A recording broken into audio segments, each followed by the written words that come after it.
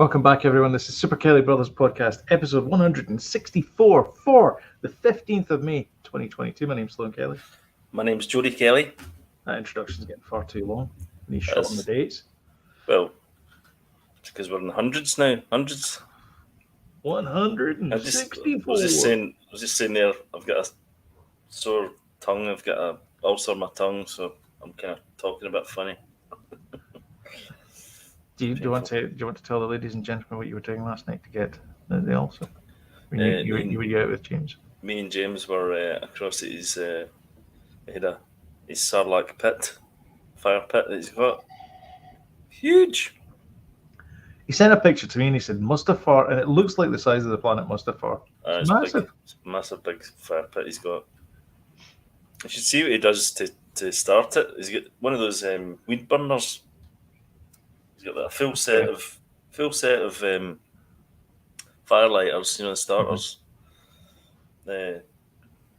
Two full blocks of them, weed killer thing, hunters that like pallets, and it's like a bonfire. It's like massive, huge.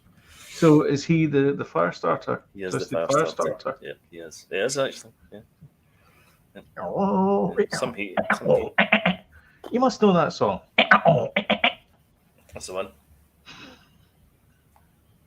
A friend of ours was describing that. It was the first time that we'd never heard Firestarter before.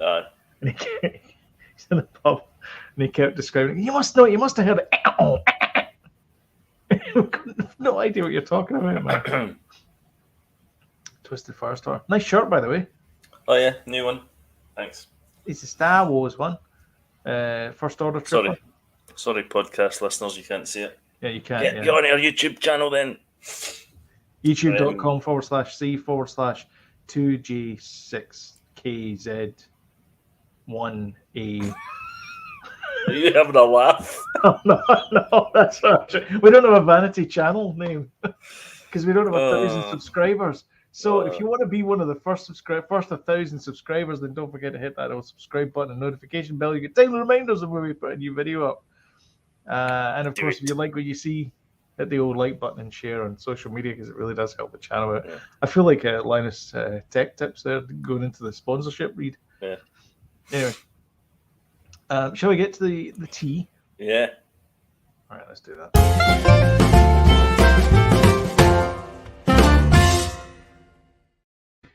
Well, Bruce Strange is still at number one. He's still the Sorcerer Supreme. Hey-oh! Actually, he's not. It's Wong. So, in fact, I'm Wong. I wish we had a tumbleweed that we could just... Anyway, do you know what's really nice is the fact that those two guys in that picture are both called Benedict. Oh, have you seen the picture that's going around, actually? Yes. They grow up so fast. I think I shared it, actually. Didn't I? No. It's Tom Holland with his pal, and then it's Benedict and Wong. Here we go. Oh no, I just clicked the wrong button. We actually got 321 people viewing the Facebook page. Surely that must be a mistake. Nice. Why? But did you put it up as a? Oh, there you go. That's it there. Brilliant, isn't it? What a great picture. Tom Holland. What's the guy's name? I can't remember the guy's. It's Peter Parker and Ned. Ned on the top, and then it's the two Benedicts underneath it. I like how Benedict's wearing Benedict Cumberbatch, not Wong. His name is Wong as well, so he's Benedict Wong. Just to confuse everybody, the character's name is Wong, and the actor who plays him's last name is also Wong. Are they both called Benedict? I didn't know that. They're both called Benedict, yeah. So I knew Benedict Cumberbatch was. Benedict Cumberbatch, and the other one is Benedict Wong. Anyway, who plays Wong. But going back to my original thing, is Benedict Cumberbatch is wearing the Eye of Agamotto, but it looks suspiciously like the arc reactor that Tony Stark has got on first glance. It looks like the sort of the Paddy's Day celebrations version of it. Mm-hmm. Anyway, it's a great picture. Quite a good meme, anyway. So box office. So where's that at now, Sloan? Uh, in the old box office standings? there's somebody at the door. It's got to $291 million domestically. Domestic. Yes, it dropped like 60% Right. from its box office open to where it is now. But I mean, that's because it was on such a high. I mean, I think it was like the I fastest. think everybody went to see it first opening weekend. Yeah. I think. 688 million worldwide. Mm. So Wow. I think they made the money back from it. I think it's like Wow. a $250 million budget movie. So is that on track to be $1 billion movie? Probably. I think all Marvel movies from now on are going to probably be $1 million movies. Yeah, because that used to be a thing. It's no mean feat. Don't get me wrong, but and they can't probably expect it every time. But that's quite something. Yeah. Also, these two actors appeared in classic British TV shows. Sherlock, obviously, and Benedict was in the IT Crowd. I forgot he was English, actually. Yeah. So I did, British actor. Yeah. Yep. So it's nice to see them on screen. Yeah. Actually, I think Benedict Wong's lost a wee bit of weight as well. Do you know? He has, yeah. I think so, yeah. From previous movies. Good on him. I wish I could do the same. So, just want to point out. Last week, I just want to issue an apology. Last week, I completely butchered the name of the new Doctor. His name is Ncuti Gatwa. I think I said Ncuti or something. I can't remember what I said, but it's Ncuti Gatwa. Ncuti, yep. And his family. This is a nice little story. Not really, actually. Sorry, it's got a nice happy. It's got a happy ending. Let me put it that way. They fled Rwanda, which obviously was full of genocide and murder and horribleness. They fled Rwanda, and he grew up in Scotland. Edinburgh, I think. Yeah. So anyway, maybe Russell T Davies only employs Scottish doctors. I don't know, but the evidence would certainly imply that. Yeah, he's although Chris Eccleston's from the north, so yes, yeah, it's good to see Russell T Davies back. Yeah, I think it's shows a bit of confidence that that's going to be good. Although, do you know who else is back? David Tennant, and Catherine Tate. I saw that. Yeah, the most famous of all companion and Doctor things, because they're the ones that basically catapulted the Doctor into international fandom. So they're coming back for the 60th anniversary next year. Yeah. Which is they've done this sort of thing before, where they brought back doctors for a special, haven't they? They have, yeah. Well, they brought back David Tennant. Aye. Previously. Aye, when Matt Smith was Doctor. Matt Smith, yeah. Aye, and they did it before that with Tom Baker, but Tom Baker refused to appear. Remember that one? Remember Tom Baker refused to appear because he felt as if it was. Was it not Colin Baker? Oh no, you're right. No, it was. But he Tom appeared Baker. at the end. He did appear. Aye. Yeah. Because he felt as if he was. They were trying to get everybody in. Obviously, they couldn't get William Hartnell and Patrick Troughton and John Pertwee because they're all dead. But they could get Tom Baker, who's very much alive, and he was the jelly babies. Aye. And so but they got him at the end. So he's a caretaker. I suppose getting David Tennant's the equivalent of that. That coup. Actually, the coup would be to get Chris Eccleston to come back. Yeah, it would. That would be the coup. I think he's softened a bit. I've seen an interview with him. It's like at a Comic-Con or something, and he's talking about getting the role and stuff. And I think he fell out with. He fell out with Russell Davies. I think. Might be wrong about that. There's something happened. Sam's, because it's on HBO or Crave actually over here. Sam's been rewatching it from Rose all the way out, and I was sitting watching Dalek with her, which was a coup at the time because they didn't even know if they could get the rights to Daleks because it's owned by Terry Nation and not the BBC. So there's a whole big legal thing there. So they managed to secure the rights. And there's a bit in it where the Doctor first meets the Dalek, and he has this explosive bit of dialogue with the Dalek that sort of says, I watched your ships burn.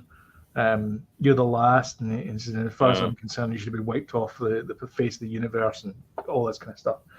And he has just this, just what an actor! I mean, he's so good. And then you see the later episodes, and they're running about complaining about plastic bags, and you're like, getting all preachy about the environment. We'll just put it in the other part of the environment. We'll just take it out of this environment and put it in another environment because the front fell off. Anyway, so that's that happened. I did want to talk about a little bit. We can jump to a little bit ahead in the stories here because I wanted to talk about Elizabeth Olsen. So Lizzie, as I think she's famously known as Liz. Again, fantastic actress. But even more fantastic is the fact that she was acting against no one in most of her role. She never met John Krasinski. She never met what's her face, Rambo. She never met her. She never met any of the actors that she was fighting with. Really? No. Didn't exist. It's all just a movie magic, apparently. Well, you really can't tell these days, can you? You can't tell what's. No. I don't know if special effects back in the day, and then you watch them now, and you can kind of see that where the kind of the masking, out. You can see it. But you can't see any of that stuff now because it's so clean. I mean, you look at the still in that. All of that in the background is clearly CGI because it's like a burning forest, and there's like little frayed strands of hair, and it's seamless. It is absolutely seamless. Yeah. And even with things like the volume at ILM, like that's blurring even more because there's scenes in there that they show you in the gallery, the Star Wars behind the scenes stuff, and you're going like, I thought that was real, and it's like like rock structures and things. You go, I thought that was real, and it's not. It's because you see it goes, does that kind of like flippy round thing that the volume does. I remember specifically the prisoner episode. I remember well because we've been watching it recently, but and it was the hangar. You know the bit in the hangar when they're at the beginning when they're kind of getting the team together, and that's all CGI in the volume. Yeah. It's mental.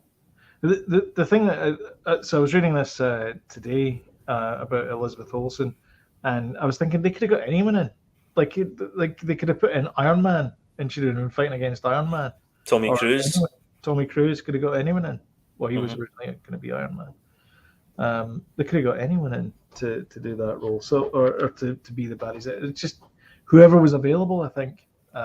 And I'm pretty sure though that when Strange goes in and he talks to the Illuminati, I'm pretty sure he wasn't talking to anyone either. Probably not. Yeah, I think it was just him and Chad. What's his name? Chadwick Boseman. No. Chad. Him that was in the 12 Years a Slave. No. Oh, I was just talking about that. You know how the scene in the Illuminati, it was all alternate versions of those characters. Chidwell Ejiofor. Oh, yeah. Do you know it was all alternative versions of Captain America was obviously Jessica Jones. Well, we all know who's on your wish list there. Sorry. Peggy Carter. Bear with me. Okay. It's been a long there was Captain Marvel was somebody else. And Monica Rambeau, wasn't it? Obviously or Monica Rambeau's Was mum. was it? Was that what it was? It was, yeah. And John Krasinski was Not Monica Rambeau. Monica Rambeau's mum. Was it? Do you know what? I care so little for some. Right, let me get to the point These first. movies. This will be here forever.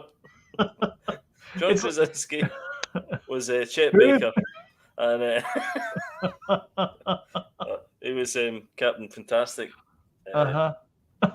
It's not Mr. Captain Mr. Fantastic. Right, I'll come in again. And that was the alternate version. So does that mean that John Krasinski is not going to be Mr. Fantastic and the actual Fantastic Four version movie? Unclear. Well, the guy Because if they're all alternate versions, he can't be in the movie that's going to be coming out next year or whatever. The guy that played Black Bolt, Andy Philharmonic, whatever his name was, Andy Jeez, Blunt. I feel as if we should wrap this up pretty soon. And Anton Blunt, whatever his name is. Anyway, he played him in the Inhumans. Mm-hmm. So I don't know. Honestly, I think at this point the MCU is just going, look, who can we get? Who's available? Yeah, but the fan cast, everybody wanted John Krasinski, you know. Yeah, but everybody wanted Professor X back. Oh. Mm-hmm. Mm-hmm. Yeah, I mean, he could still be the alternative version because we've never had Professor X in the Marvel Universe. It's only been the 20th Century Fox version. I think we should get Vin Diesel in to play Professor X. No. No, not a fan. No. All right, let's move. Who would be good? The actor that was in Ant-Man, the bald head. Paul The Rudd? bad guy. Oh, yeah. Chris Cross. What's his name? I can't remember his name either. Was it Cross? It was Cross, wasn't it? And he was in House of Cards. No idea who the actor is. He's a good actor. He was actually in West Side Story recently as well. He played the cop. Mm-hmm. Let's see if we can find out his name quickly. Yeah. Let's redeem ourselves here. Yeah. No. Cast. Where's the cast? Cast. Here we go. Yeah. Come on. Corey Stoll. That's his name. Corey. As soon as I saw it, I was like, oh, that's who he is. Corey Stoll. He plays Criss Cross. Applesauce. Whatever his name is. Corey Stoll, that's him. He's actually bald in real life. He's got hair and so he's perfect for the role. But he's not Lex Luthor. Or Lex Luthor. Also, wrong universe. He could play loads of bald people. Could he? It's perfect for that. He can grow a beard. So he's got range. Yeah. Nice one. Great. He could play an Easter egg. Mm-hmm. Or just an egg. Just another egg. Boiled egg. Egg, the movie, starring Corey. Right, anyway. Good Lord. What the hell is this? What's happening here? Oh, dear. Shall we talk about happier news? Yes. All right. Univision. Did you watch the Univision Song Contest? Well, kind of. You were around a We caught the tail end of it, aye. Mm-hmm. So, Britain won. No. Sorry, the UK won. No. Yes. No. Yes. Ukraine? No. Won. UK won. The UK won the vote. Prior to the phone votes. Prior to people flooding it and not getting the UK to win. It's nice to see Thor representing the UK though. It was, yes. What's the deal with this outfit? I've no idea. It's kind of rhinestone-ish. It is a little bit, yeah. Yeah, I quite like it. I might get one. A rhinestone jacket. Uh-huh. Anyway, so Britain, sorry, the UK, it won the jury vote, but when they tallied up the popular vote, it was Ukraine who won. It's quite amazing actually, because Congrats. the fact they came second, because every year we're all it's fixed and all that, and Yeah. you know the neighbouring countries always vote for each other type thing and all that jazz. Yeah. But that never happened this year, so obviously it is fair. That's the biggest shocker out of it. Yeah. Yes, but I still think that they were the intention was always to not let Ukraine win. I wouldn't say that, but give them a bit of a boost, because they're obviously hurting just now. So give them of course, aye. I mean, it was a political vote, definitely. So I think support for Ukraine. Obviously, I don't know. I haven't heard the. Oh, sorry, I have heard the Ukrainian song. It's a rap, isn't it? It is a rap. Yeah, It wasn't too bad. It's I mean, okay. as raps go, it was fine. I quite like foreign language rap. Actually, there's something about it. I quite like it. Is the French rap? Yeah, me too. Actually, Those are yeah, really very good. much so. Aye. But anyway, it's okay. It's fine. It's not, like I said, it's not the best rap in the world, but it's okay. I did not like the British entry though. It was very James Blunty, wasn't it? That was a bit, kind of James Blunt, kind of wafer thin vocal. Too wispy. It's called Spaceman or something. Try to go for. I don't know what they're trying. I don't know what you're doing. It wasn't Bowie-ish. So anyway, so they won. The big question now though is, where are we going to have it? Oh God, of course. Because the winner, for people who are listening to this going like, what the hell is the Eurovision Song Contest? The Eurovision Song Contest should probably explain that at the start, but anyway. It's held every year, and it's basically to laugh at Britain. That's all the contest is there for. It's basically to point fingers and laugh at Britain, and just award your mates the prize. Anyway, the winner, if you can call it that, gets to host the ceremony the next year. So Ukraine won this year, which means they get to host. Awkward. Now, their public broadcaster, Ukraine PBC, I think they're called, PAPBC, was blown to smithereens recently. And it doesn't exist anymore. It's not a good start, I'm afraid. No. And I can't imagine security would be cheap either. No. So my guess is that they're going to choose another host country. That would be my guess. I don't know where. I'll be honest with you. It's pretty, Poland. I don't know. Could do. Finland. What about Australia, mate? Yeah. That could work. Fly everybody to the other side of the world. Could work. Could work for me. Yeah. I'd love to go to Australia. I don't think I'll be invited though. No, not after what you said about Graham Norton. I like Graham Norton. Got nothing against him. Yeah, that's fantastic. He was my favourite guest star on Father Ted. Father Ted. Oh, Father Noel. God, was that the Caravan episode? It was in 2 episodes, wasn't it? Yeah. The Caravan one was just unbelievably good. The most annoying noise in the world. That's so good. Oh dear, so good, isn't it? Yeah. Brilliant. So the other thing is, we never mentioned this last week when we were talking about Multiverse of Madness. Oh. But the BAFTAs happened as well. Oh, of course, so they did. Forgot about that.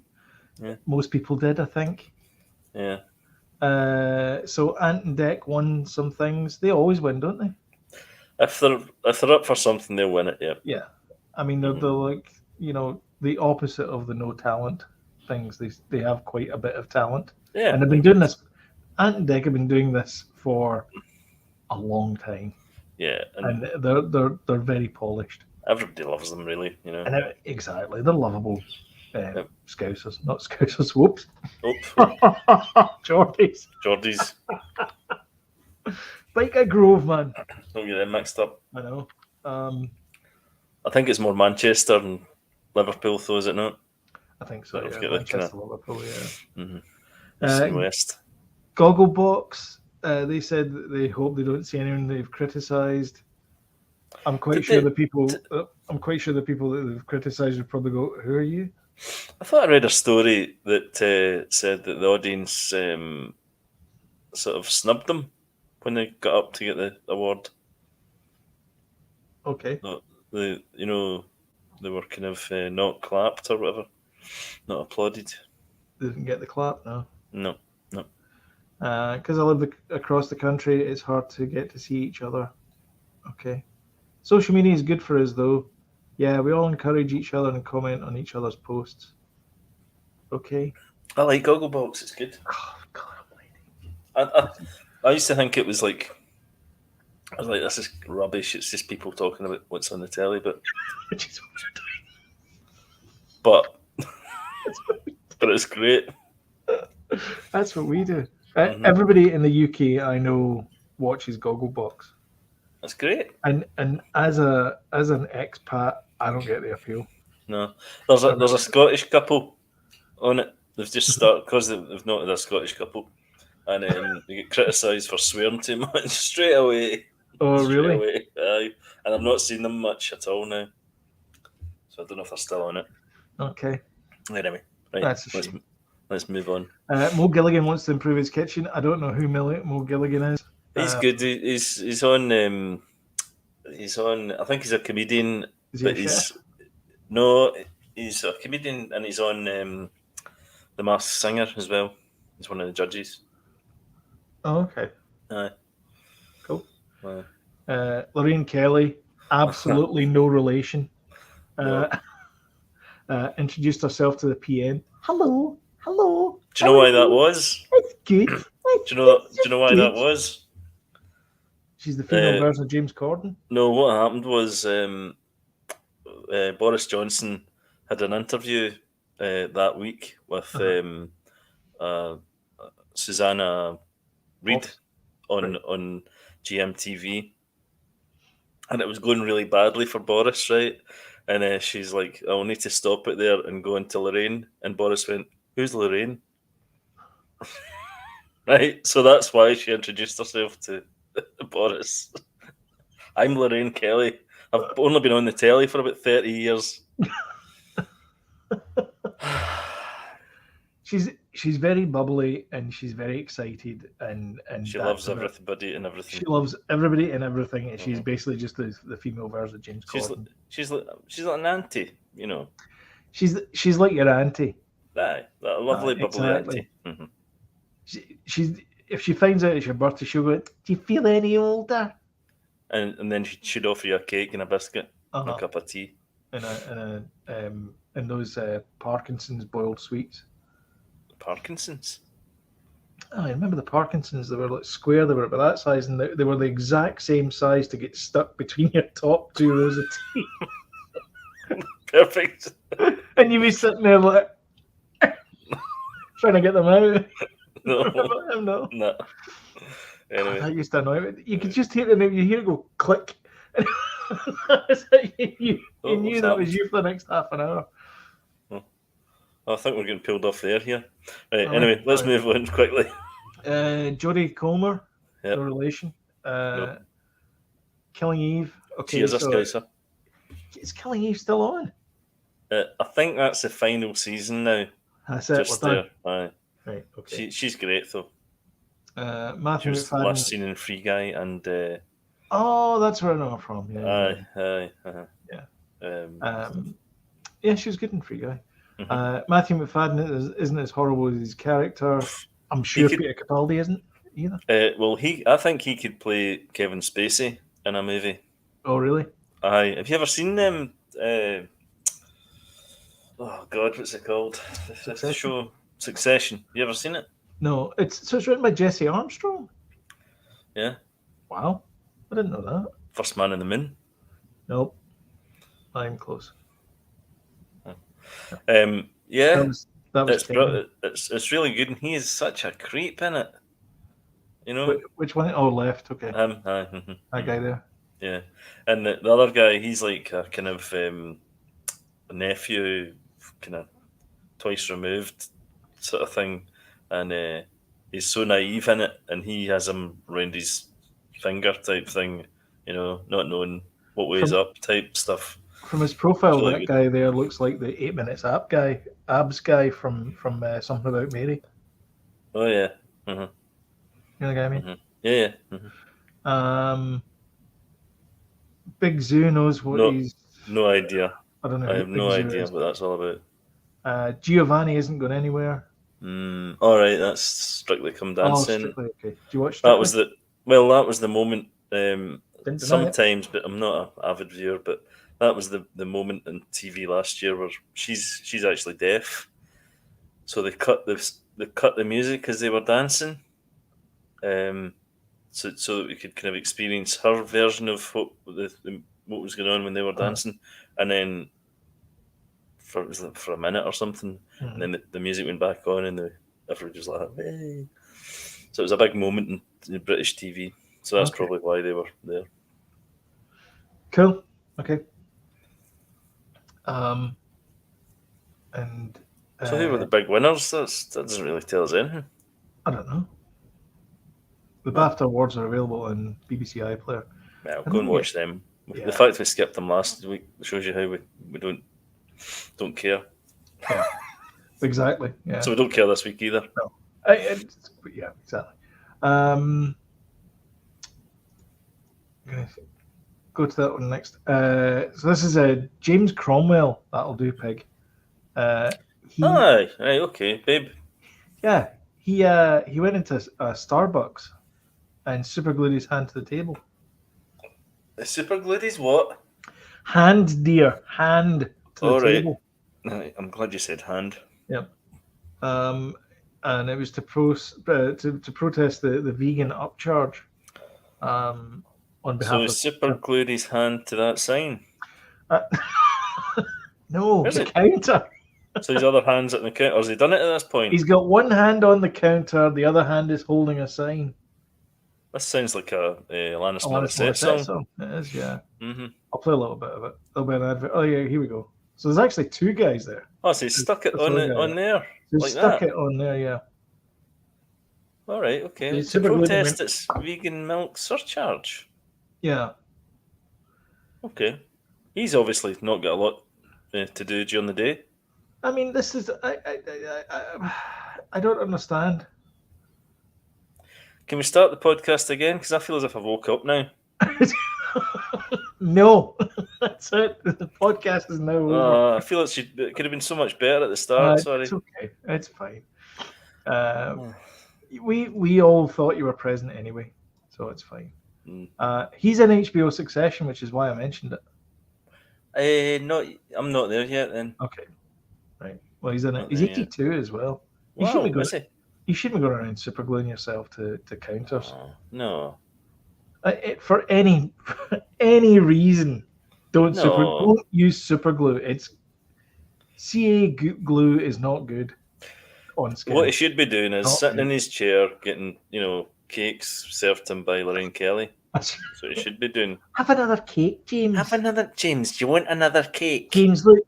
No, I'm fine. Mr. James there, and so there's a bourbon, and you'll be Jammy Dodger. You want to be Jammy Dodger? Where's your pig? Do you still have the pig? Maybe it was 40 years ago. Yeah. Was it? No. God. Was it, babe? It might have been 30. Maybe. At least 33. But 30 1995. Wow. So that's, getting up there 28 years ago. Wow. 26 years ago. Scary. 2 years ago. Great film. Oscar winner, actually. Yeah. For the pig, or I can't remember. I think they did it. Definitely won Oscars. Remember that? Best film. Yep. Was it directed by George Miller? Don't know. It was directed by Chris Noonan, but screenplay was George Miller. Who's George Miller? Mad Max. Really? Wow. He also did Happy Feet as well. That's some departure. Well, Happy Feet and Babe, okay. Yeah. That's weird, isn't it? It is, isn't it? Wow. Yeah. Who knew? Mm-hmm. And then we've got this one here, which is so this is from Christian Donlan, who's the features editor for Eurogamer, the illustrious publication on the web. Until Starfield and Redfall's delay, I didn't guess. I guess I didn't really fully understand Game Pass. I read this article, and I guess I really don't understand what he's getting on at here. Well, actually, that's the wrong thing I sent you. What I meant to send you was the fact that Starfield and Redfall have been delayed. Oops. Oh, damn it. Brilliant. Like I say, can we start again? So, Starfield basically, those Redfall. two, Bethesda. Well, Starfield's Bethesda's latest offering. RPG. It's an RPG. It's going to be like Elder Scrolls, but in space. Okay. And everyone's looking forward to it, including Lorraine Kelly. And especially Lorraine Kelly, because she likes going out in the wasteland. She does. And she delayed, so we're all gutted. We're all gutted about it. And I think you'll be able to play that game on day one through your Game Pass. Yeah. So it's been pushed back to. So this is kind of what he's saying, is that he's disappointed because of reason. I'm not entirely sure what he's saying. Yeah, Game Pass. I've only just realized this, so I agree with you if you're now saying that I'm slow. Is a lot of things, but one of these I now understand is a potential answer to nobody knows anything problem. To put it differently, what does Starfield and Redfall's delay mean for Game Pass? I don't know, honestly. What is this guy getting paid by the word? What's the point? What is the point? I'm going to write another article about what the point of that is. But I suspect that these delays are part of the reason Game Pass exists in the first place. What? Delays are part of the cost of doing business, so many huge games are delayed for a range of reasons. Game Pass exists to make them less painful. Look, you're paying for Game Pass. There's 1,000,000,001 games on there. Play something else until it comes out. There you go. That's my top tip. Problem solved. Exactly. There's plenty of games there. Pick one, play that, and go for it. It's free, quote unquote. You might as well play the games on there. Yeah. So I don't know what the guy's talking about. Anyway, so Starfield and Firefox are delayed until 2023. You have to wait another year. Originally announced back in 2018, long before Bethesda's acquisition by Microsoft, which was huge. Yeah, it's fine. It's getting pushed back. We've made the decision to delay the launches of Redfall and Starfield to the first half of 2023. The teams at Arcane Austin, Redfall, and Bethesda Game Studios Starfield have incredible ambitions for the games, and we want to ensure that you receive the best, most polished versions of them. It's a Bethesda release. It's not going to be polished. There's not going to be bugs, I'm telling you right now. We want to thank everyone. I remember David got what the hell expansion was. I can't remember the expansion was, but they built the expansion underneath the wasteland in the original game. So when you looked up, you saw the trees of the wasteland above you. Yeah, it was bad. Oh dear. Yeah.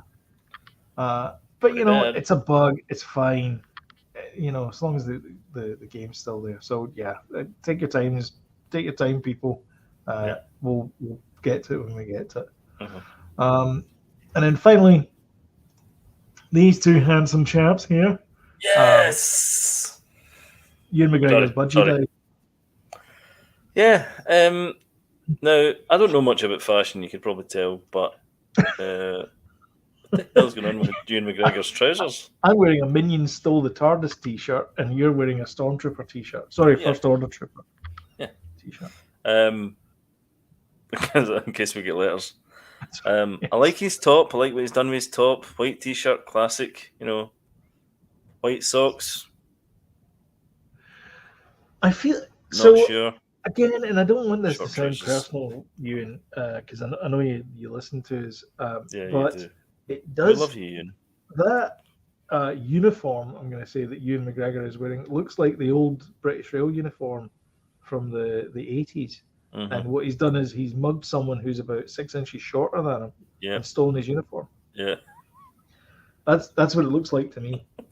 But again, I'm the one wearing the Minions t-shirt, so put that in perspective. The bottom line is, and also, and this is a sneak preview. So if you're watching this in the podcast, you're not going to see this, but I'm actually wearing my Minions lounge pants as well. So I'm uniformed up as well. Yeah. So getting this episode's probably not a good advert for, but generally we're quite on the ball. But I blame James actually for leading me astray last night. That's but right, it's all his no, fault. well, listen, this is a picture I never thought we'd see. I know. Yeah. It's great to see them together again. All the prequel stuff. We love the prequels now, don't we? And all that. What, Sloan? Eh?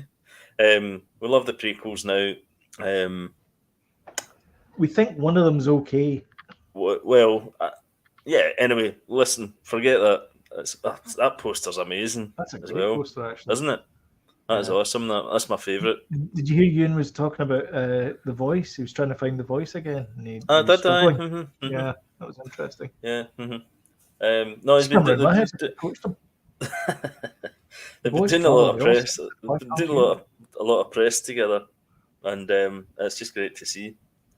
These are some of the baddies. She's one of the sisters. Well, wait a minute. Let's talk about hers, right? Her garb.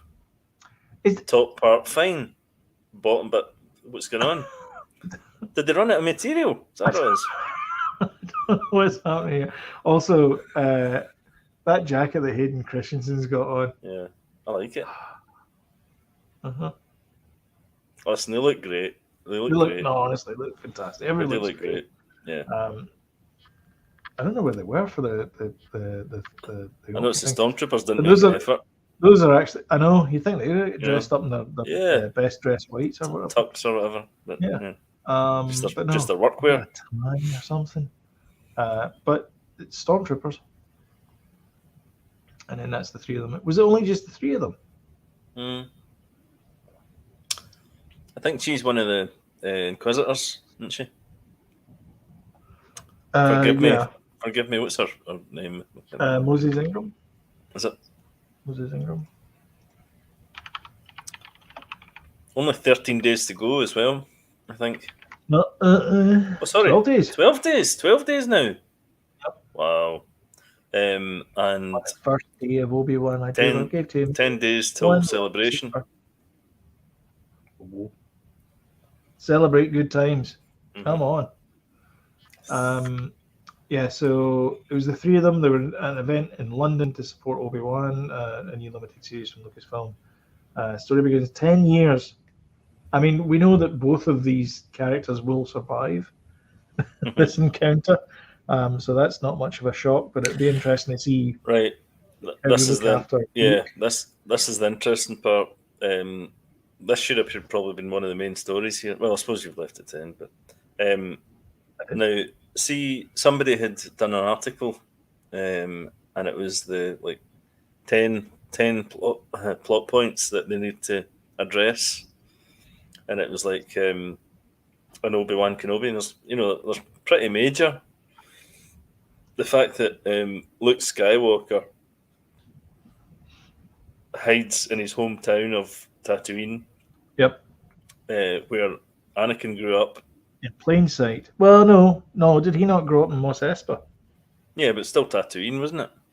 Yeah, but that's like saying he grew up like Glasgow versus London. Well, I know, but all Darth Vader had to do was say, "Is there any Skywalkers?" Oh, there's a wee boy. Look him up in the phone book. Do you know what I mean? Skywalker. Not even that. Dumped him off at his Aunt Beru and Uncle Owen. Yeah. Didn't have to go far. Is their surname Skywalker as well? Well, this is the thing, right? They never. The only time Luke Skywalker says his second name is when he gets the Death Star and says, "I'm Luke Skywalker. I'm here to rescue you." True. Yeah. I'm just trying to find this. Obi-Wan Kenobi plot points. Talk amongst yourselves, folks. Sorry. Tap, tap, tap, tap, tap, tap, tap. That need to be addressed. Be I'm just wondering why they get rid of Charlie Boorman, though. I'm trying to find this. No, I can't find it. So this is the plot points they need to. Obi-Wan. Well, it's all the stuff that's set up in the original trilogy, basically. You know, or all the stuff rather that's in the original trilogy that doesn't make that much sense. So Obi-Wan Kenobi series is going to have to pick up these things and fix them. Yeah. The way that they've done in the past with Rogue One and stuff, you know, the fact that it's pretty easy to destroy the Death Star. So Rogue One picked that up, and they built in a weak point. Yeah.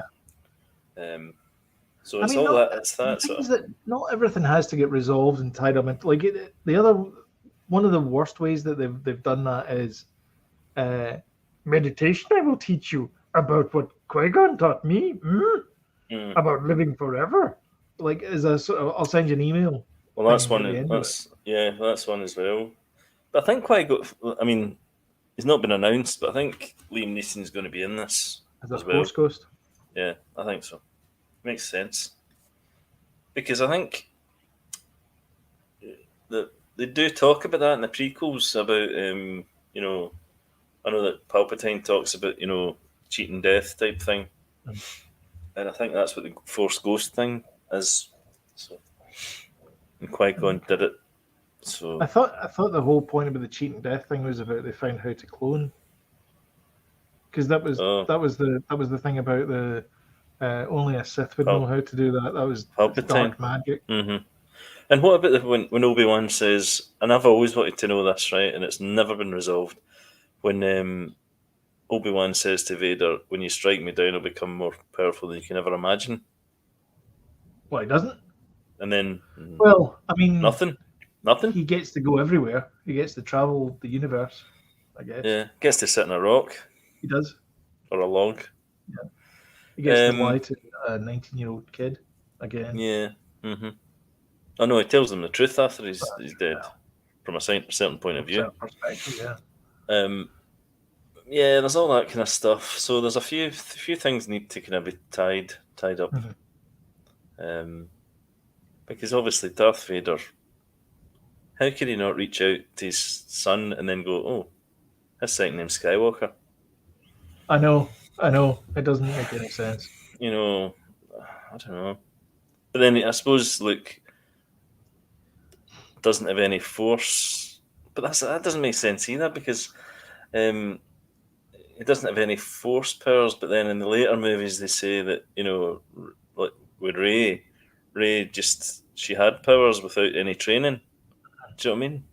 So surely, if Luke's got the midichlorians in him the way that Anakin did, I don't want to go with the M word, but if that's the case, then surely there's some sort of connection between Anakin Skywalker, Darth Vader, and Luke.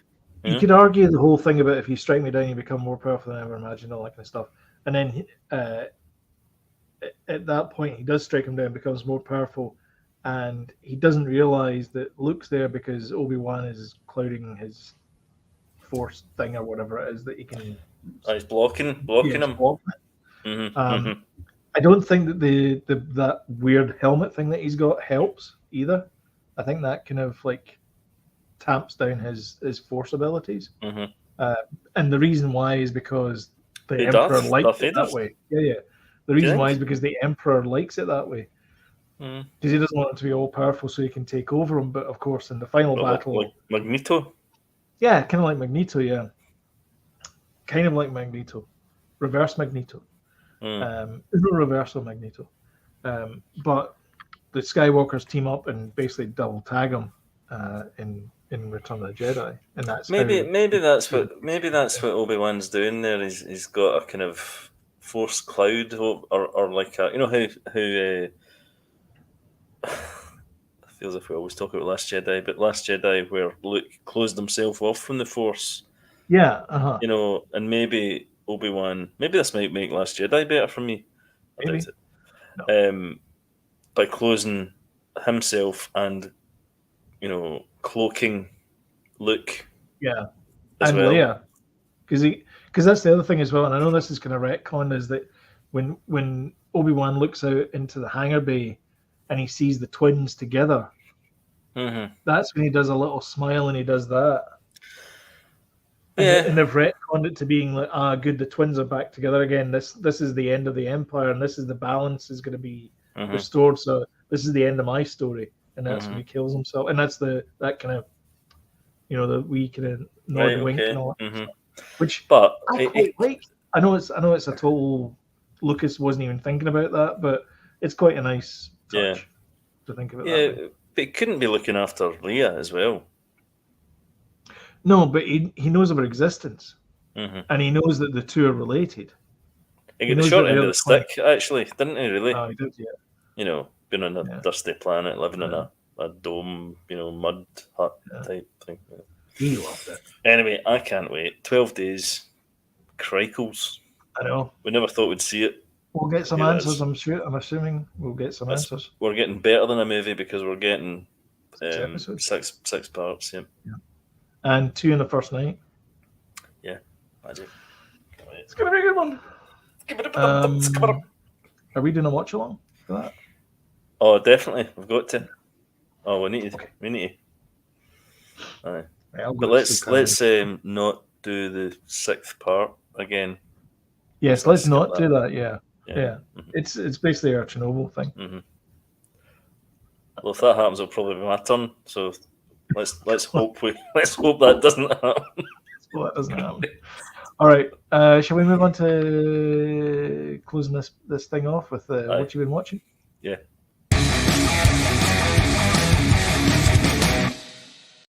So, what do you got for us? I'll start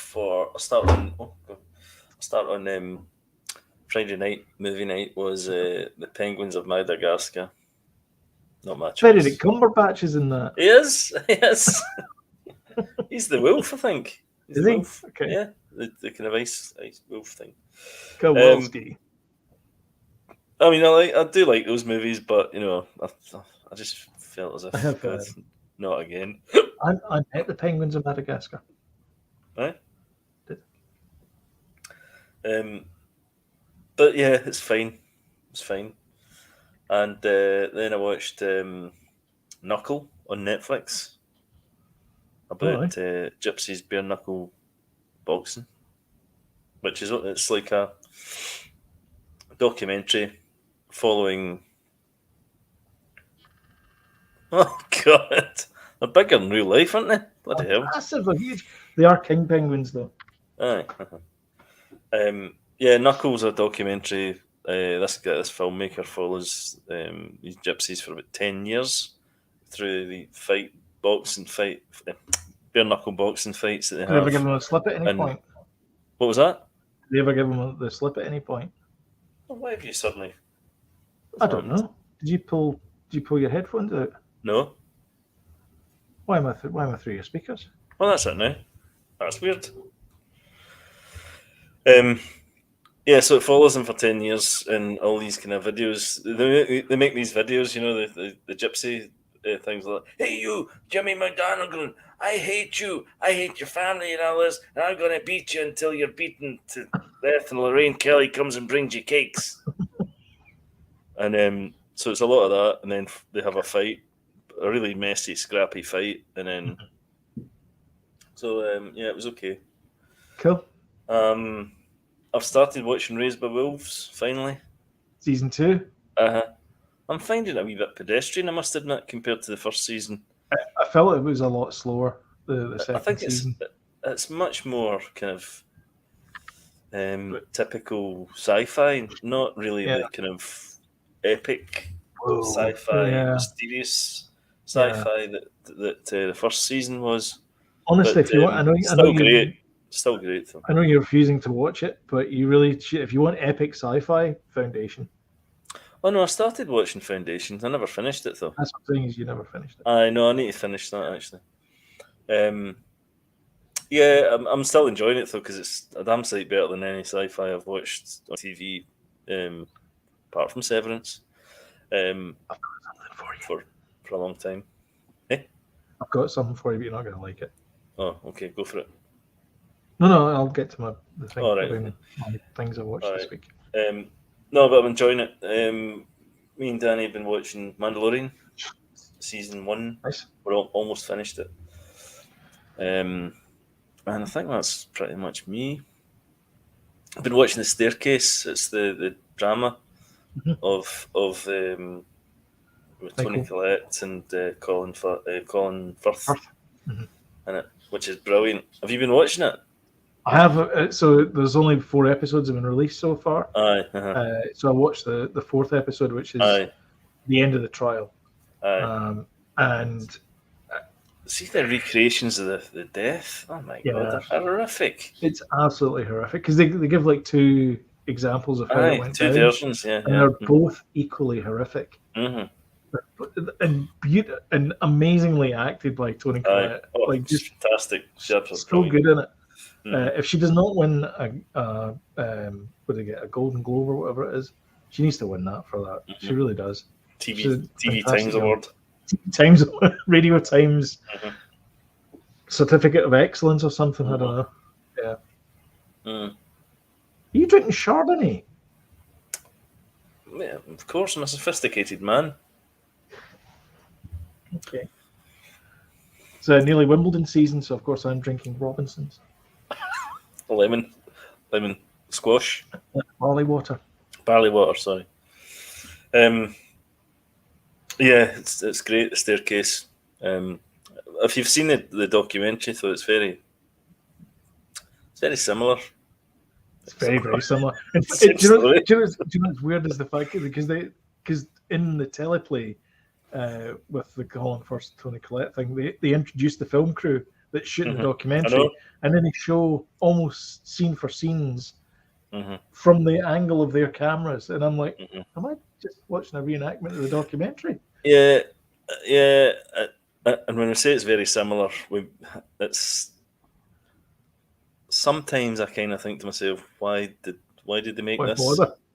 You know, but it's good though. I mean, I've been watching it. It's brilliant because it does cover some things that aren't in the documentary as well. It goes a little bit deeper into the background of it as well. Yep. So I'm not convinced.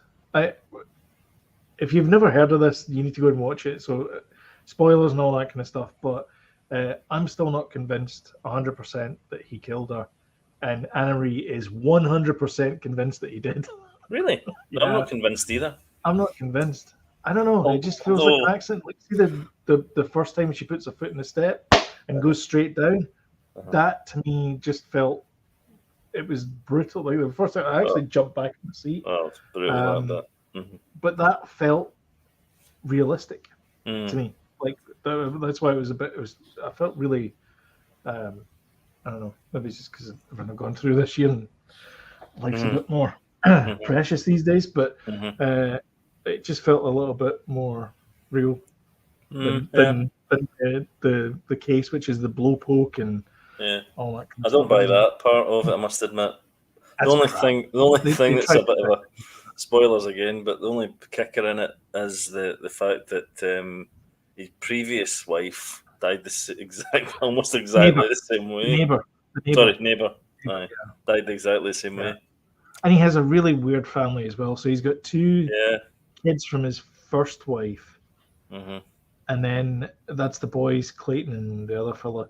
And then he adopted the 3 daughters, didn't he? So he's got 2 daughters. 2 daughters from the wife from the woman that died in the other staircase in Germany, and then his 3rd daughter is Kathleen from his wife's first marriage. Sorry, she's Kathleen. She's Caitlin, whatever the daughter's called. Anyway, so there's three girls and 2 boys in this kind of like blended family. And at the start they all adore each other, but then it slowly unravels that there's a lot of like underlying resentments inside the family dynamic. It's great. I've been really enjoying it. Colin Firth puts in a great performance as Michael Peterson. Terrific. He's so like him. Perfect casting. Really, yeah. Really good. And the guy that plays, oh God, he's a great character actor. In fact, he's in that Doctor movie. Strange. He's in Doctor Strange. Yeah, the guy that plays David Rudolph. I did not realize that until Evelyn pointed it out. And I'm like, what? No. Do you remember Men in Black 3? Yeah. Do you remember the guy that goes to the baseball game? He always goes to Citi Field. That's him. That's him. Yeah. Because it was, I think we had this conversation about Doctor Strange, and it's the opening scene at the wedding, and he sits down next to somebody, and we were like that. We were all saying, I feel as if we know who he is. Yeah. And it was Evelyn said, he's the guy, he's one of the surgeon in the first movie. And I'm like, wow, blown away. Yeah. He's really good as well. Yeah. Yeah. And that's me. All right. I watched some crap this week, but I also watched some really good stuff as well. So I feel like it evened out. For our Friday movie, we couldn't think of anything. We couldn't find anything good. So we went back and watched Enola Holmes again. That's okay. Yeah. It's not Sherlock Holmes, but no, it's a young adult version of Sherlock Holmes. Yeah, it's okay. It's good. We watched Ma. Sam got me to finally watch Ma with Octavia Spencer. Oh, that's a great film. It's it. Aye. That's the first she lets them go down in the basement. And the first murder happens 50 minutes into the movie. I really liked that film. It had so much potential. I thought Octavia Spencer was fantastic in it. I thought she was really good. I thought Juliette Lewis was great in it. It was good to see her again. And then the rest of the cast were fine. They were all right. They were. I mean, it was basically it was small town kids, and the main antagonist is played by Octavia Spencer, who I think the director worked with before on The Help, and that's why he cast her as Ma. But yeah, as you say, it's. I guessed it within the first 2 seconds. I said, "Okay, she was wronged when she was in high school, and she's befriending all the children of the people who wronged her." Heavy spoilers. I know. Sorry, I know. And Sam went, "Just watch the movie," and at that point, I knew I was right. Do you know everyone does that, right? She tries to guess. Loves doing that. She gets it right. Yeah. Though, like the most outrageous ones, and I'm like, I don't think so. And then I just say to her, just watch the movie. I know. That's what I say. Wait, we don't know about that guy yet because they've not introduced him and gone, I've been watching the movie as long as you have. I don't know. I know. I have no other inside knowledge in this. Anyway, so I watched that. It was okay. I watched The Lost City. Of Zed? Channing Tatum. Now you're interested. Oh, and Channing Tatum and Sandra Bullock. Yeah, two of my least favourite actors. Yeah. What's wrong with Sandy? I know you're a big Sandy fan. I love a wee bit of Sandy. Don't get me wrong, she is good though. She is good, but I just it's terrible. And like. There's a couple of things that were a bit jarring, and I don't mean this disrespectfully because Sandra Bullock is a beautiful woman. You like her? You've always liked her. I do. I've always liked her. I thought she's a fantastic actress. She's very attractive. But there must have been a reshoot or something like that. I don't know what it was. But in between reshoots, she got Botox done to her top lip, and it looked like somebody had smacked her and given her a fat lip. It was just jarring because she was fine through the whole movie. There was nothing wrong with her. I don't know why they do it. There's nothing wrong facially with Sandra Bullock, or any other part of Sandra Bullock, mentally, whatever. She's fine, and they just all of a sudden they did the Botox thing, and it just I was like, oh, that's weird.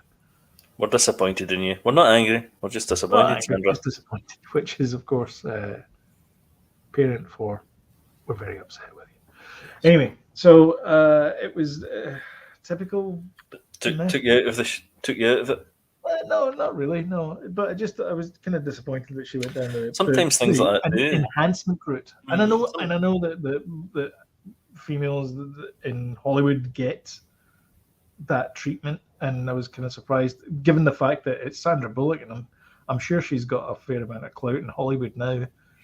She could have maybe pushed back a wee bit more, unless it was our choice. I don't know, but anyway, it reminded me of the really bad. Remember the really crappy Heat? Was it Heat?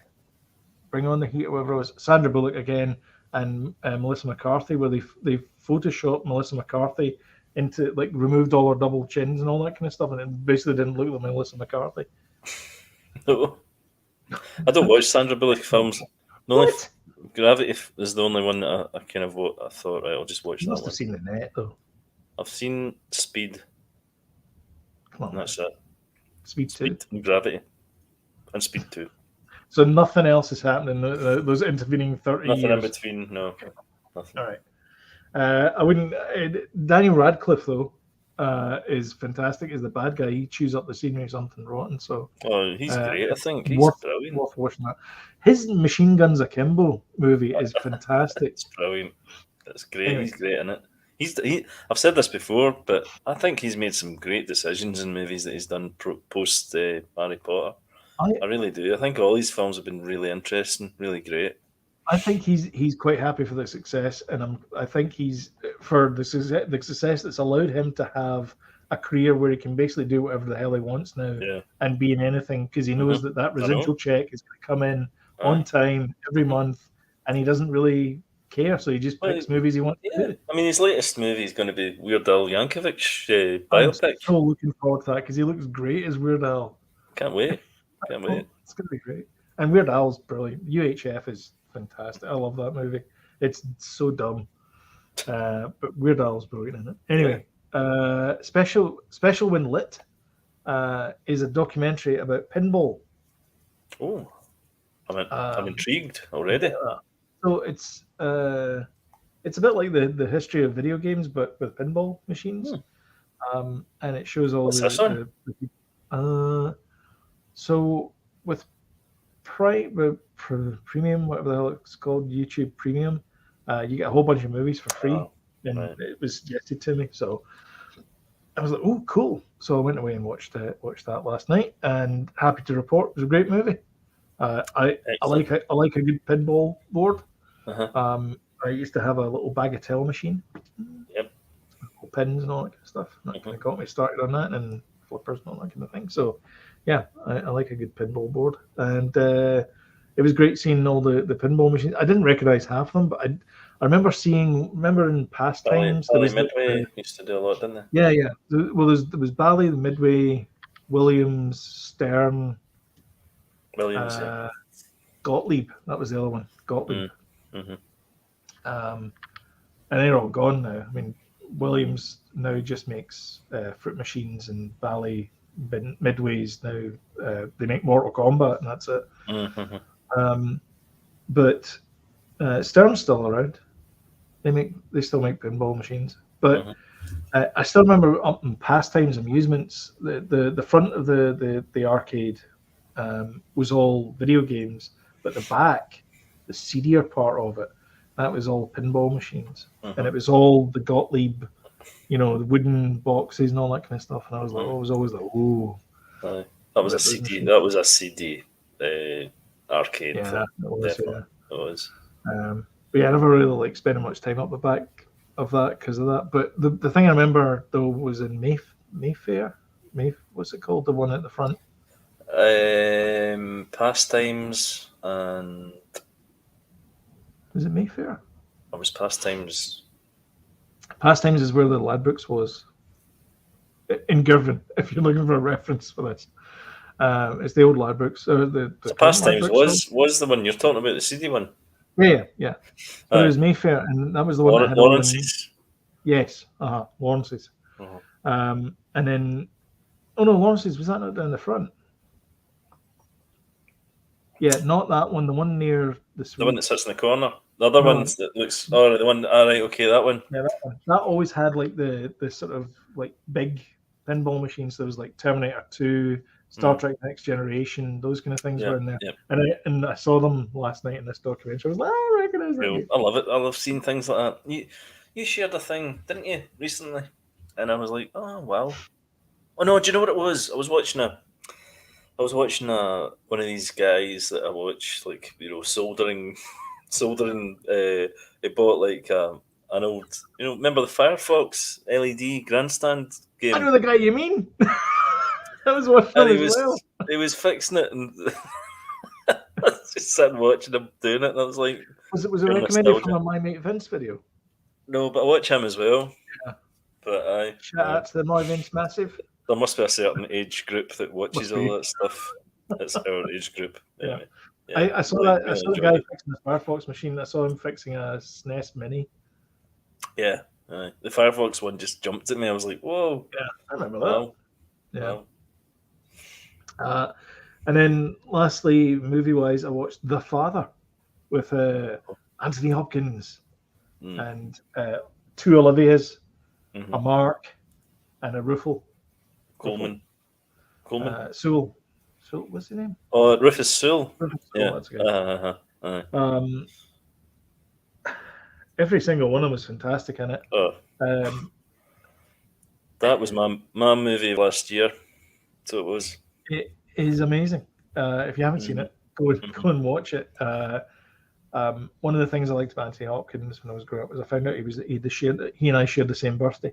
And after that, I was 31st of December. He actually says it in there. He says what time? When were you born? He goes, I was born on February 31st of December, 1937. And she goes, oh, that's a good memory. He goes, oh, very good year. He's brilliant. Always liked Tony. See the way that it's done. Beautiful. Really clever. French. This is a French director. Is it? Yeah, French director. He wrote it, and I think he did a play. It was from a play. Yep. Yeah. And it's about Anne, who is his daughter, who he lives with, and the dad who basically suffers from dementia. But it's done through his eyes. All done through his eyes, and it's there's one bit where I think it's done through her eyes. Where she goes from the kitchen and goes into his bedroom. Oh yeah. I think there was that bit there, but for the most part, it's all done through his. But the bit at the end where you I won't get into the whole thing because it's a bit of a reveal. But the bit at the end where it gets revealed, you're like, oh wow, no way, because the whole it plays with time. I'm getting goosebumps thinking about it. I know, but it plays with time. It plays with they have conversations. Very clever. That span 3 scenes, and they all have different outcomes. But it's almost all the same dialogue, and it's just amazing. Like everybody's like either patient or getting slightly annoyed, and he's like, "Oh, I told you this yesterday," kind of thing, and like he's okay with everything. Well, sort of okay with everything, but everyone else is like, and you can tell that these things have not, or these things haven't happened or have happened, depending on like how good a day he's having. Yeah, I'm doing a terrible job of explaining it, but it's a great view into someone with dementia. No, definitely. Yeah, that's brilliant. Absolutely brilliant. TV wise, watch the Staircase. I'm going to leave you with my sci-fi recommendation of the week, and you're not going to like it. Star Trek: Strange New World. Was this what you were going to say earlier on to surprise me? Yes, it was. Okay. Right. So it's Anton Beanbag. I want to watch this actually. I really should. Anton Beanbag, the guy that plays Bing Bong. Anton Bing Bong, who plays the. What was the name of the mythical creature in Up? Or no, Inside Out? Bing Bong, wasn't it? Yeah, I know the thing. The elephant thing. Yeah. Before you start, right, Now, this version of Star Trek, there's been so many, but this one is going back the way, isn't it? So it's pre-Kirk, but Spock's in it, and it's Pike, Captain Pike, sir. Captain Pike. So, what happened to you? Have I lost internet? Have you lost internet? Have you gone through a wormhole? Are you time dilating, or is it me? Don't know. We're both kind of. Oh yeah, you're back. You're back. So, right, Pike was in charge then. Actually, there was Captain April before that, I think, but there was Pike was in charge before Kirk was in charge. And in fact, Captain Pike, the guy that played the original Captain Pike in the 1960s version of Star Trek, he was in the pilot. Yeah, he was in the pilot. And he got fired, and they brought in William Shatner to replace him. And then they said, "Oh, we'll just get a new character called Captain Kirk." So this is really what it would have been. This is actually leading up to that date, that point, because you actually see Pike later on in an episode called The Menagerie, where he appears and he's got a little kind of like coffin box thing that he's in, like that. The 2,000-year-old man sleeper thing from that Woody Allen movie. So you see him later on in Kirk as well. They bring him back to sort of like put him on trial. So this is leading up to that point. So he's got 5 years. I think it's 10 years they're giving him. Generous. So they're giving him like 10 years of a series to get to that point there. Bloody hell. So yeah. So it's interesting the fact that we're going to get to see what Pike's Enterprise was like. So we're not, because it's in the modern age. How can we see this in the UK? You have to wait. You have to be patient and wait for Paramount Plus to appear in the UK.